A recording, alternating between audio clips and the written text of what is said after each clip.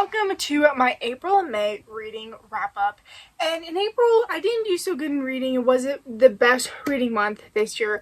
I only read 2 books. One of them was a 2-star and one of them was a DNF. But in May, I picked up and I actually read 7 books. And I have to say I definitely enjoyed the books I did read in May because those definitely got a very high rating. So let's get into it, and let's start off with the books we read in April. So like I said, I read 2 in April, and they happen to be in like a series or like a sequel-ish thing. So it ends with us and starts with us with 2 books I read in April. This book I gave a 2 stars. I hated Lily throughout this entire book, throughout this entire series. Honestly, Lily, all that she likes and still loves Atlas and just will not admit to herself, and then kind of got mad because Ryle pieced 2 and 2 together on something. I forget like what happened, but like Atlas said something in like an interview or something, and it was like he mentioned her and what have you. And she kind of got mad because Atlas pieced 2 and 2 together and was not really happy. And I don't think I would be happy in this situation either. Plus, this is like a spoiler, but I do have to say, when Lily had her daughter, and basically she got to have her moment with her, but right as she gave her daughter to Ryle, she basically said, I want a divorce. Like, who would do that though? Like, that, not only you got your moment, why can't he have his? You could have waited. I want a divorce.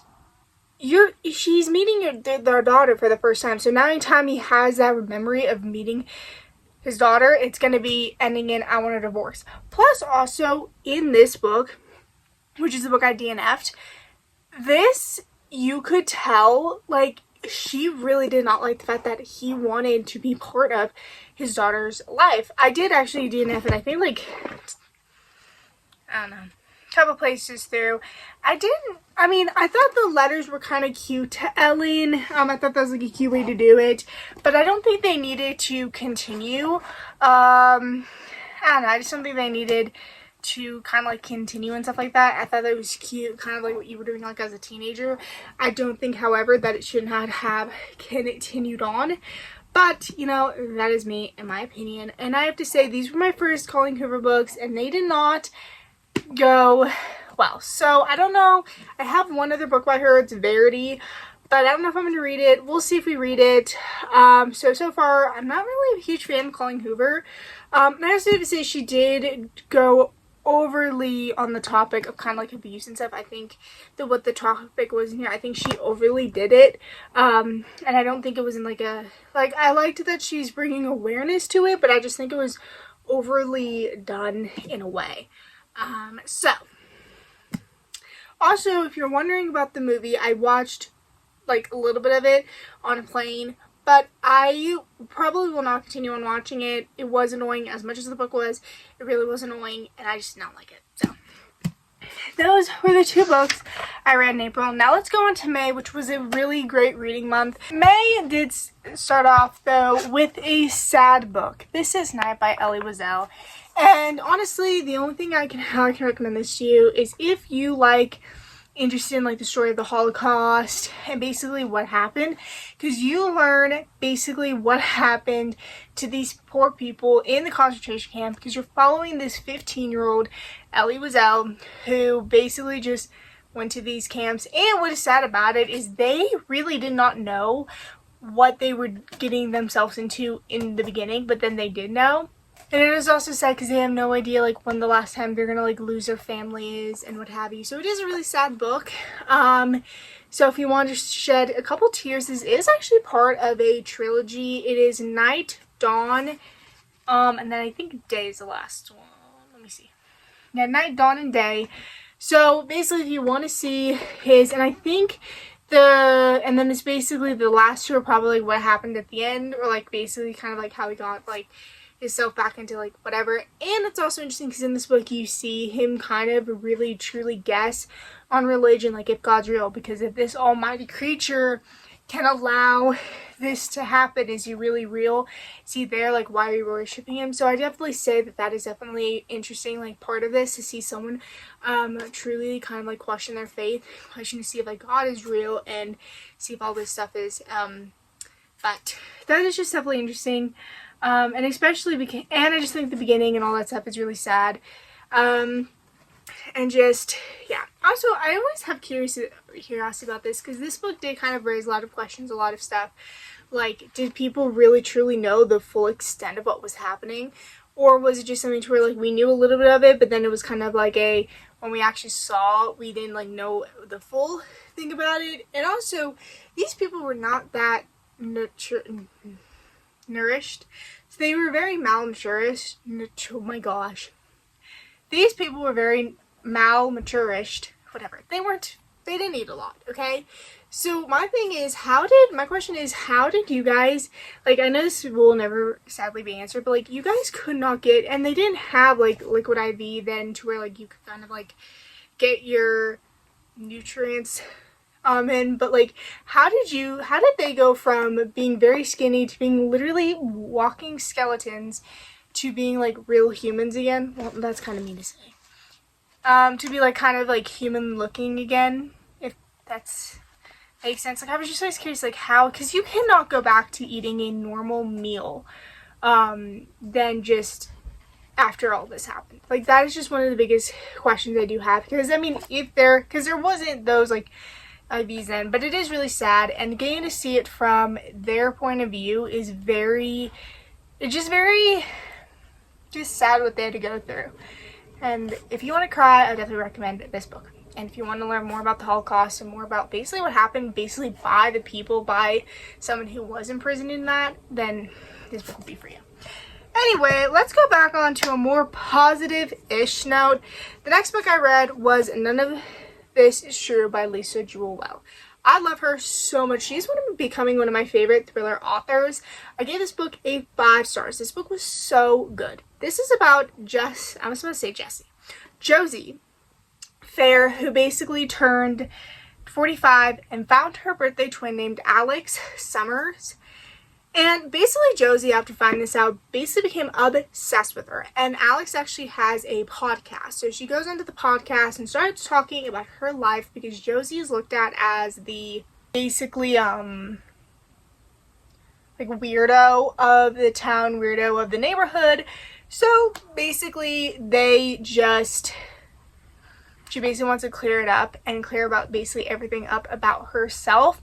And you see that she's lying, and that she basically just go through this, and it's like a true crime podcast or something. So basically then Alex kind of makes her own true crime podcast, and then it ends up turning into a true crime podcast instead of like just a regular like women's, here's how I'm dealing with, you know, changing my life, being 45 or something like that. So that was definitely interesting, and I definitely love this book. I definitely recommend Lisa Jewell if you really want to feel uneasy. Like, if you want to sit there, stare at a wall, and go, what did I just read? I would definitely recommend her. I do have to say this one, so I've only read 3 books by her. She is coming out with a new one I think in June, so I'm so excited. Cannot wait to get that book, and cannot wait to read it. And then she also has a new book, and it's actually in like a Marvel universe, which is really exciting, because I know a couple authors have like Marvel books. I think I might have one of them.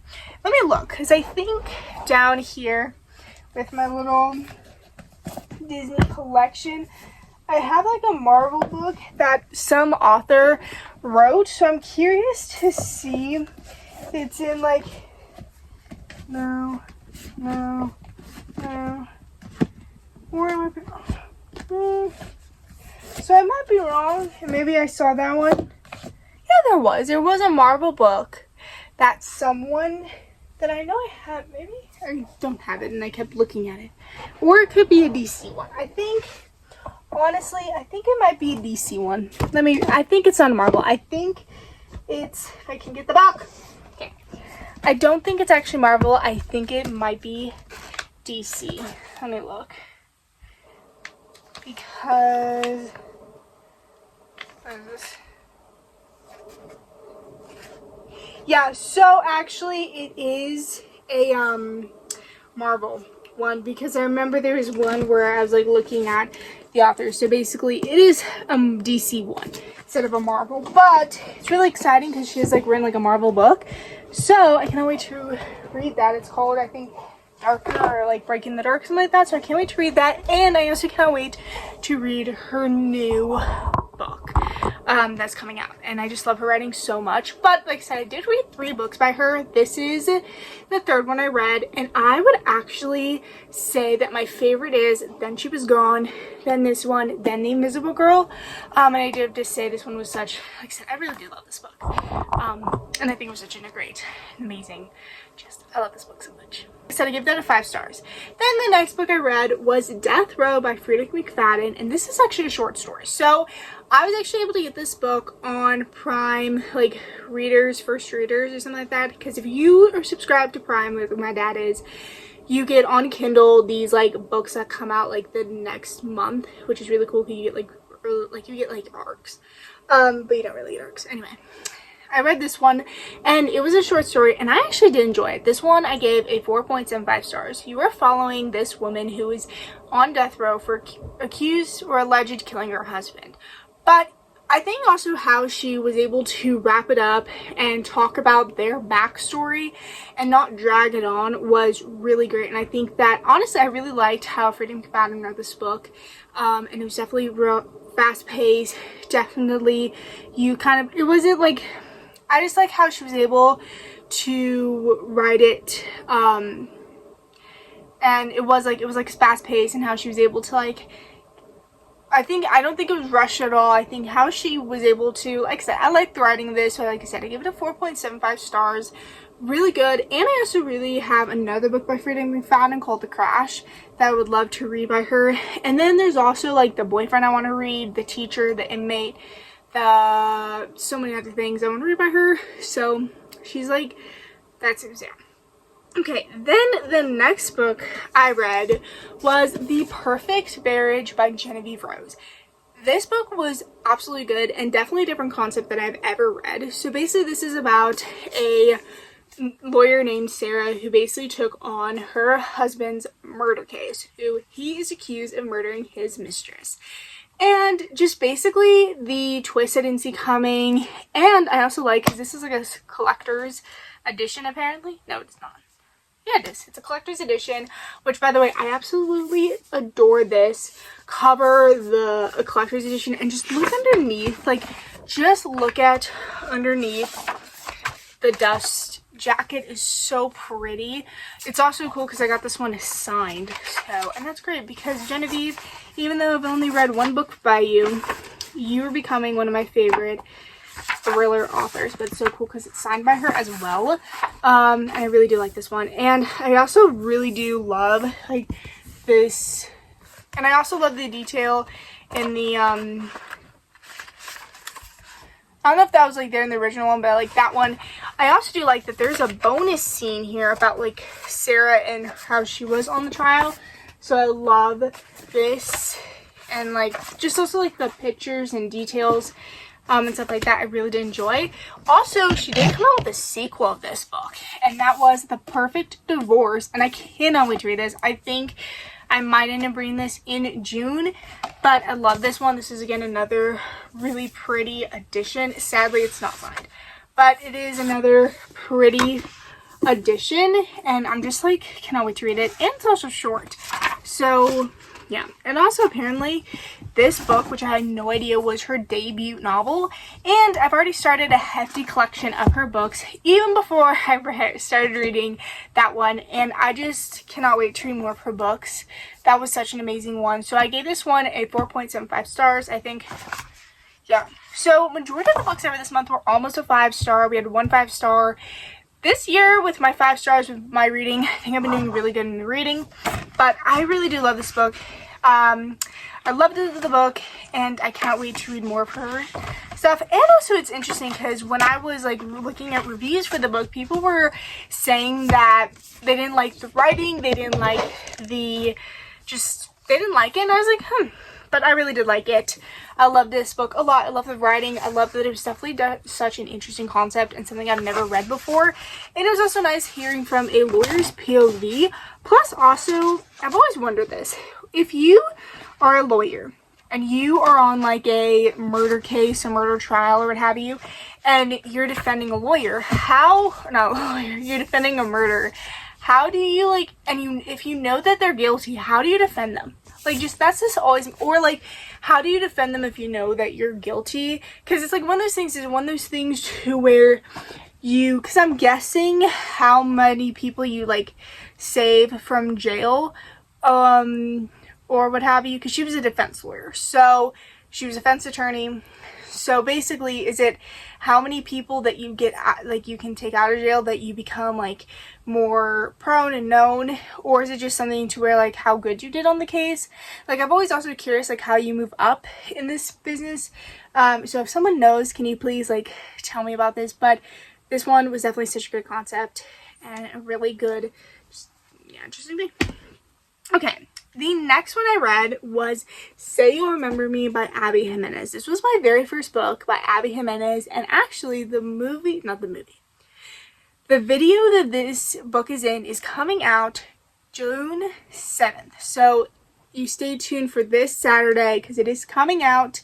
And honestly, I really did enjoy this book. This book, I basically flew through it.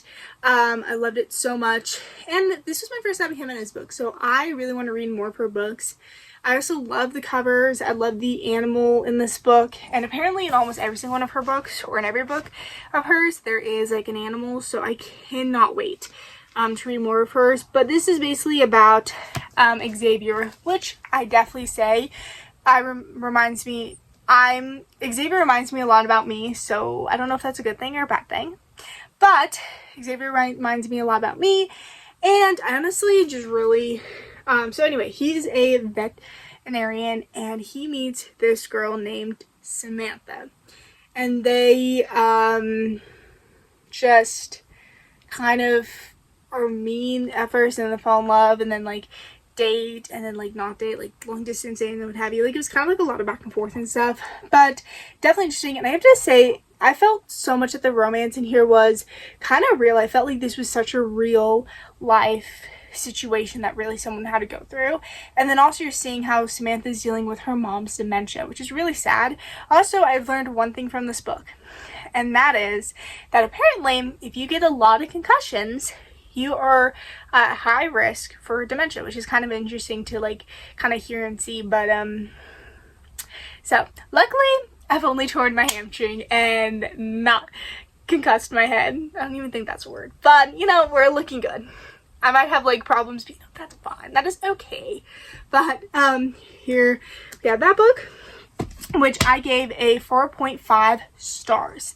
Then we have the last book I read was This Summer Will Be Different by Carley Fortune. This one I gave a 3.5 stars. And honestly, I've read 2 of Carley Fortune books so far, and they just seem like books that I will read when I want to get in the summery mood. They're, like, cute, fast, summery. Like, I think if you want a cute romance book, I would definitely recommend this. I do have to say that I did notice a lot of difference in, like, the writing style and how she kind of, like, developed the characters. I do have to say, though, that who was the main character in this book? Lucy. She was kind of a little annoying, and also I don't know if and also kind of like how she described her friends was kind of like in a weird way. I don't know if that was just me. But she was a tourist, and she basically goes on vacation not every single, so her best friend, Bridget, grew up on Edward Island, which, the fact it's a real place, I really want to go. And they had a lot of talk about oysters, and I've wanted to try oysters so bad. Like, I want to try oysters. Like, I really want oysters. Can I please get oysters? Anyway, but I do have to say this, so I want oysters, and basically she falls in love with, so she goes to the island like 5 years ago, falls in love with, which is rule number 3 that you cannot break, fall in love with Bridget's brother, so she fell in love with Felix, and basically they were kind of like hiding it that they liked each other, and then they liked each other, and then kind of confessed. And then I think honestly the third act conflict in this was really not needed. I think it was kind of just something that was added there just to add a conflict into it, because there really was, like, there was conflict, but there wasn't a lot of conflict. I do have to say it was a cute little summary book following along. people just kind of just following along, and I did definitely like it. I did enjoy it, and now I really want to go to Edward Island and have oysters. I really want oysters. I kind of want to try oysters so bad. Anywho, but I also have to say I did audiobook a good chunk of this book, and I would actually I don't know, I think in the beginning also it was kind of a little tough to like read through it for me, so I kind of audio book it, and it would definitely helped, and I got to play a couple basketball. So anyway, that is it for my April and May reading wrap up. I hope you guys enjoyed, and we'll see. So also, by the way, this book is also going to be in the video coming out June 7th, so stay tuned for June 7th if you want to see my reactions to the book. And yeah, that is it for today's video. I hope you guys enjoyed, and I hope you guys have a good night, good day, wherever you are, and goodbye.